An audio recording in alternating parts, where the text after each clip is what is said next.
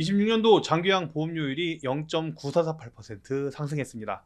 장기요양 1, 2등급자 한도액도 인상을 하고 방문 요양, 목욕, 중증 가산도 확대 신설되었고 장기 근속 장려금도 확대되는 등 26년도에는 꽤나 많은 것들이 바뀌는 것 같아 보이는데요. 보도 자료를 우리 같이 한번 훑어보고 좋은 내용은 제가 따로 또 다루는 시간을 가져보도록 하겠습니다. 기간뿐 아니라 선생님들도 꼭 알아야 되는 내용이 있으니까 끝까지 시청해 주세요. 우선 보험료율입니다. 기존 25년 소득 대비 0.9182%였던 장기요양 보험료는 0.9448%로 인상되었고, 이것은 고령자 증가로 인해서 수입 대비 지출이 크게 증가한 이유 때문이라고 보건복지부는 설명하였습니다. 실제로도 수급자가 빠르게 늘고 있기도 하고 인터넷의 발달로 인해서 장기요양 사업에 대한 정보가 더 많이 알려진 결과라고 그렇게 보여집니다. 앞으로 더 수급자가 더 많아지면 그만큼 이 보험료는 더더욱 더 늘어나게 되겠죠.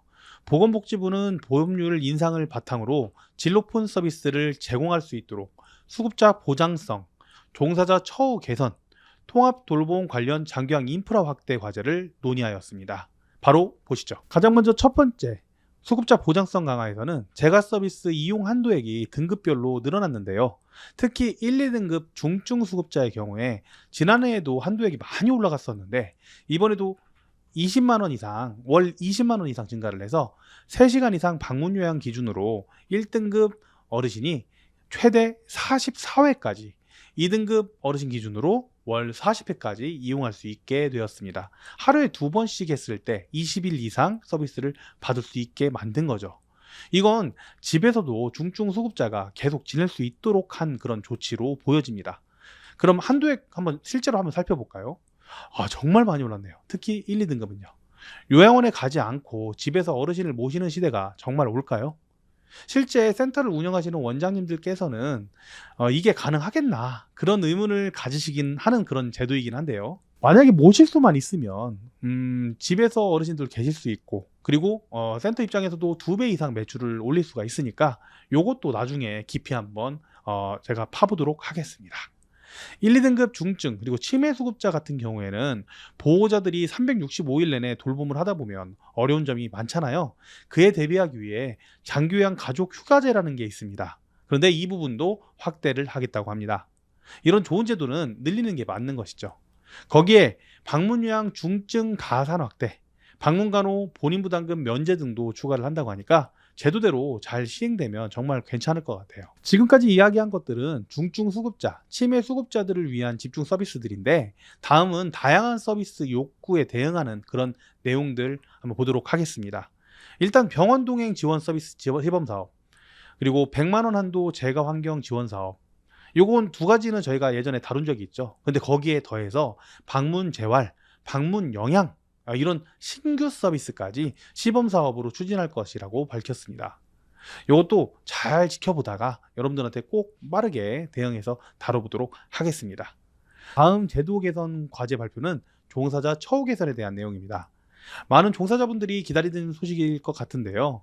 종사자 처우 개선과 장기 근속에 실질적인 도움이 되도록 의결했다고 발표를 했는데, 가장 대표적인 것이 기존에 3년 이상 근속 인정을 해서 그 지급했던 장기 근속 장려금을 동일 기간에 1년 이상 근속하는 분들부터 장기 근속 장려금을 확대해서 지급을 하고, 대상도 기존에 꽤 많이 확대가 되긴 했었어요. 요양보호사, 사회복지사, 물리치료사, 간호사, 간호조무사, 치위생사, 조리원, 영양사에서 추가적으로 위생원까지 확대 적용한다고 이렇게 발표를 했습니다.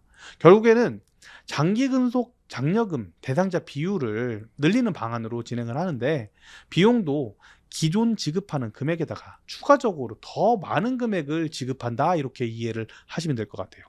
방문형에는 플러스 5만 원이 추가가 되고요.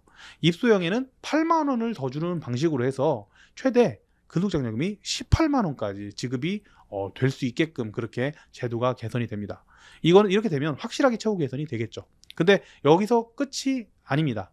추가적인 처우 개선이 이제 대비책이 있는데, 인구가 급속도로 줄어들면서 인력 수급이 어려운 지역들이 생기고 있죠. 그래서 이 인구 소멸 지역 같은 경우에는 실제로 원장님들이 사람 뽑기가 너무 어렵다, 채용하기 너무 어렵다, 이렇게 이제 이야기를 많이 하시는데요. 이 지역들 같은 경우에는 농어촌 지역 장교양 지원금이라고 해서 월 5만 원씩 신설을 해서 추가적으로 지원한다고 합니다. 그리고 기존에 50인 이상 요양시설에 적용하던 선임 요양보호사 제도를 50인 미만 요양시설에도 적용하고, 그리고 주야간 보호까지도 확대 적용해서 이 선임 요양보호사가 되면 월 15만 원 수당을 지급이 되거든요. 그래서 이것도 추가로 우리가 개선을 해서 만들 수 있도록 합니다. 이 선임 요양보호사 제도를 잘 운영만 하면 선임 요양보호사는 월급을 더 받고, 그리고 그 요양보호사 선생님이 실제 본인의 노하우들을 다른 요양보호사 선생님들한테 교육을 해서 굉장히 체계적인 그런 기관들이 될 수 있겠죠. 이런 지원금까지 다 적용받은 7년 이상 근속 요양보호사 같은 경우에는 기본급 외에 38만 원 정도 지원이 되더라고요. 이런 처우 개선 제도는 정말 반길 만한 일이라고 생각을 하고, 앞으로도 더 많은 처우 개선 제도가 나왔으면 좋겠습니다. 실제 이걸 적용했을 때 얼마나 버는지 이런 것들도 제가 나중에 한번 더 깊이 따져보도록 하겠습니다. 자, 마지막으로 제도 개선까지 세 번째로 이제 발표했던 것은 통합돌봄 관련해서 장교양 인프라를 확대하겠다는 것이었는데요. 가장 먼저 주야간 보호 기간 내에 단기 보호 제도화 추진이 있는데, 이거 좀 설명을 드리면, 보호자가 휴가 출장 등으로 어르신의 돌봄이 필요할 때 단기 보호를 하는, 단기 보호라는 게 좀 와닿지가 않을 수 있으니까 쉽게 설명을 좀 드리면 단기 요양원 같은 거예요. 짧게 요양원에 입소하시는 거죠. 단기 보호라고 하는 이런 서비스를 하는 시설이 많지가 않은데요. 주야간 보호 기간 내에 단기 보호 같은 경우에는 주간보호센터를 운영하는 기관에서 특정 조건을 갖추면 단기 보호를 할 수 있게끔 하는 사업입니다. 그래서 단기 보호가 실제 없는 기관이라 할지라도, 그런 지역이라 할지라도 주간 보호 내에서 단기 보호를 이용할 수 있는 것이죠. 이 시범 사업을 하고 있던 이 사업을 제도화하겠다고 발표한 것인데요. 단기 보호 욕구가 있는 지역들, 짧게 어르신을 모시고 싶어하는 그런 보호자들이 있는 그런 지역들의 주간보호센터에서는 눈여겨보고서 적용할지 여부를 확인해야 할 그럴 제도입니다. 그리고 의료요양의 연계 활성화를 위해서 기존의 의사, 간호사, 사회복지사가 방문해서 진료하는 재택의료센터, 예전에 제가 한번 알려드린 적이 있었습니다. 그거를 26년도에는 250개소로 늘리고, 통합재가 기관 같은 경우에도 350개로 26년도에 늘린다고 발표하였습니다. 통합재가 같은 경우 원래 5개년 계획에서 제가 기억하기로는 27년도까지 한 1,400개 정도 만든다고 했던 것 같은데, 그 진행 속도가 좀 지금 확인해 보니까 350개 정도면 좀 느린 것 같긴 한데 꾸준하게 늘어나고 있습니다. 그렇다 보니까 통합재가에 관심 있는 분들은 지켜보셔야 하겠습니다. 요양원에서도 어느 정도 발표가 있었는데요. 원래 기존에 이제 밀고 있는 사업이에요. 유니트 케어, 그리고 전문 요양실에 대한 지속 확대 발표가 있었습니다. 이게 적용이 상당히 좀 까다롭습니다. 유니트 케어 같은 경우에도 추가적인 평수가 있어야 되고요. 전문 요양실은 인력에 대한 그 구조 개선이 일어나야지 할 수 있는 그런 사업입니다. 적용 조건이 까다로운 만큼 실제 실행하시는 기관들은 특장점이 될 수 있는 모델들이라서 이것도 다시 26년 버전으로 다시 한번 다뤄드리도록 하겠습니다.